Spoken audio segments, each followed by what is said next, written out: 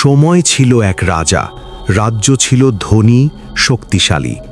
কিন্তু প্রতি রাতে রাজা ঘুমাতে পারত না, কারণ মধ্যরাতে সে শুনত নিজের নাম ডাকার শব্দ। একদিন সাহস করে রাজা জিজ্ঞেস করল, কে? আয়নার ভেতর থেকে উত্তর এলো, আমি, তুমি। রাজা ভয়ে পিছিয়ে গেল। আয়নায় সে দেখল নিজেরই এক রক্তচোখের রূপ।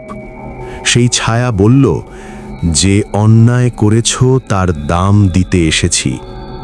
পরদিন সকালে রাজা আর সিংহাসনে ছিল না। লোকেরা বলল রাজা পালিয়েছে, কিন্তু রাতে প্রাসাদের আয়নায় আজও এক রাজা দাঁড়িয়ে থাকে আর ফিসফিস করে বলে, ক্ষমা আর ফিরে পাওয়া যায় না। সময় ছিল এক রাজা, রাজ্য ছিল ধনী, শক্তিশালী। কিন্তু প্রতি রাতে রাজা ঘুমাতে পারত না, কারণ মধ্যরাতে সে শুনত নিজের নাম ডাকার শব্দ। একদিন সাহস করে রাজা জিজ্ঞেস করল, কে? আয়নার ভেতর থেকে উত্তর এলো, আমি, তুমি। রাজা ভয়ে পিছিয়ে গেল। আয়নায় সে দেখল নিজেরই এক রক্তচোখের রূপ। সেই ছায়া বলল, যে অন্যায় করেছ তার দাম দিতে এসেছি।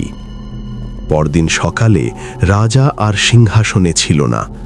লোকেরা বলল রাজা পালিয়েছে, কিন্তু রাতে প্রাসাদের আয়নায় আজও এক রাজা দাঁড়িয়ে থাকে আর ফিসফিস করে বলে, ক্ষমা আর ফিরে পাওয়া যায় না।